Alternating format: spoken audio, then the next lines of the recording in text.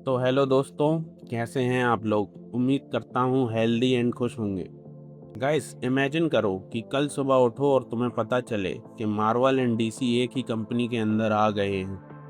पूरा इंटरनेट पागल हो जाएगा, मीम पेज वाले ओवर टाइम करेंगे और फैन बॉयज़ की तो हालत ऐसी हो जाएगी कि थेनोस ने फिर से स्नैप मार दिया हो। साला किसकी तरफ है पता ही नहीं चलेगा। लेकिन आज जो खबर आई है वो उससे थोड़ी कम लेकिन फिर भी बहुत बड़ी है, क्योंकि वार्नर ब्रोस और पैरामाउंट एक ऐसे मेगा डील की तरफ बढ़ रहे हैं जो पूरे हॉलीवुड का नक्शा बदल सकती है।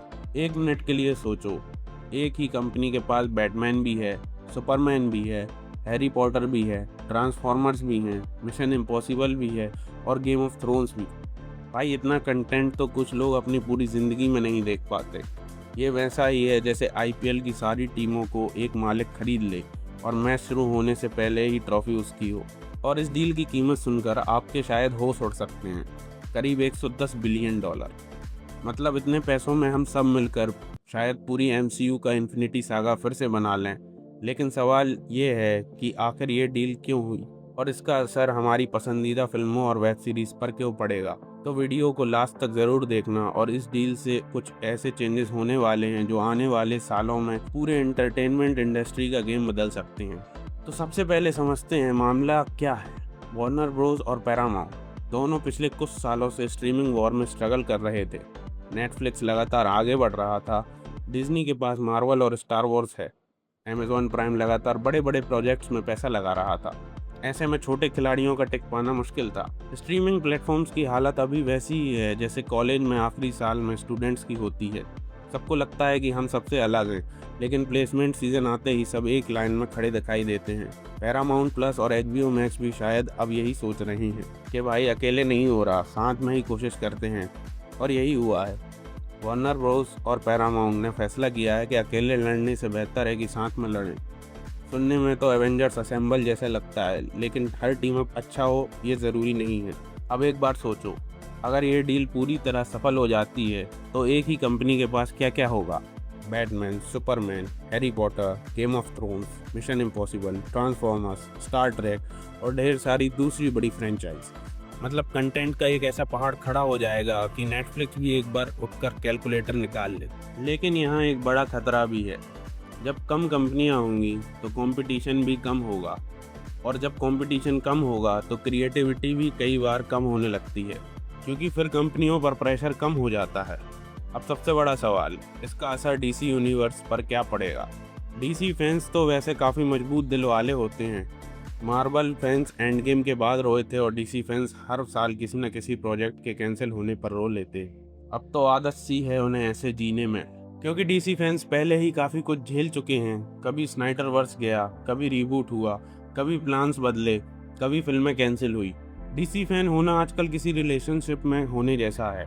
हर कुछ महीने में नया सरप्राइज देखने को मिल जाता है, लेकिन ज़रूरी नहीं कि अच्छा ही हो। हालांकि जेम्स गन अभी भी डीसी का फेस बने हुए हैं और फिलहाल उनके प्लान्स में किसी भी चेंज की अभी तक तो कोई अनाउंसमेंट नहीं हुई है। लेकिन इतनी बड़ी कॉर्पोरेट डील के बाद फ्यूचर में क्या चेंजेस आएंगे ये देखना इंटरेस्टिंग होगा। और अब बात करते हैं स्ट्रीमिंग की। एचबीओ मैक्स और पैरामाउंट प्लस, अगर फ्यूचर में ये दोनों प्लेटफॉर्म किसी भी रूप में साथ में आते हैं तो दर्शकों को काफ़ी फ़ायदा हो सकता है। क्यों? क्योंकि एक ही सब्सक्रिप्शन में ज़्यादा कंटेंट मिल सकता है, लेकिन दूसरी तरफ कीमत बढ़ने का भी खतरा होता है। जब भी कोई कंपनी बोलती है हम ये सब ऑडियंस के फ़ायदे के लिए कर रहे हैं, तब मेरा दिमाग अपने आप वॉलेट चेक करने लगता है, क्योंकि अक्सर कुछ महीनों बाद सब्सक्रिप्शन महंगा हो जाता है। अब बात करते हैं हॉलीवुड के फ्यूचर की। कई इंडस्ट्री एक्सपर्ट्स मानते हैं कि ये सिर्फ एक शुरुआत है। अगर ये डील सक्सेसफुल रहती है तो आने वाले सालों में हम और भी स्टूडियोज़ का मर्जर देख सकते हैं। मतलब हॉलीवुड धीरे धीरे कुछ मेगा कंपनियों के हाथ में सिमट सकता है। और यही बात फिल्म मेकर्स को परेशान कर रही है, क्योंकि नई और रिस्की ओरिएंटेड कहानियों को मौका मिलना मुश्किल हो जाएगा। लेकिन दूसरी तरफ एक पॉजिटिव एंगल भी है। बड़ी कंपनियों के पास ज़्यादा पैसा होगा और ज़्यादा रिसोर्सेज भी होंगे, और शायद हमें बड़े स्केल के प्रोजेक्ट्स देखने को मिल सकते हैं। मतलब टेक्निकली ये एक ऐसा फैसला है जो इंडस्ट्री को बचा भी सकता है और नुकसान भी पहुंचा सकता है। अभी कुछ भी फिक्स नहीं है, और ये पहली बार नहीं है। याद है जब डिज्नी ने फॉक्स को खरीदा था, उस समय भी लोगों को लगा था कि हॉलीवुड बदलने वाला है, और सच कहें तो बदल भी गया। एक्समैन वापस मार्वल के पास आ गए, फैंटास्टिक फोर वापस आ गए, डेडपूल भी एमसीयू में घुस गया, यानी एक डील ने पूरा सुपर हीरो लैंडस्केप बदल दिया। इस नई डील को हल्के में नहीं लेना चाहिए। लेकिन मैं आपके लिए एक सवाल छोड़ के जा रहा हूँ, क्या हॉलीवुड में इतनी बड़ी बड़ी कंपनियाँ बन रही हैं कि छोटी कंपनियों और नई कहानियों का सर्वाइवल मुश्किल हो जाएगा, या फिर ये वो चेंज है जो इंडस्ट्री को पूरी तरह बदल देगा? नीचे कमेंट करके ज़रूर बताओ। और अगर आपको ऐसी नई movie update, web series update, super hero stories and entertainment controversies पसंद है तो चैनल को सब्सक्राइब कर लो, क्योंकि यहाँ सिर्फ खबर नहीं मिलेगी, खबर के पीछे की कहानी भी मिलेगी।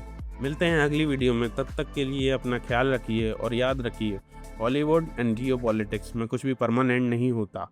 आज दुश्मन तो कल पार्टनर।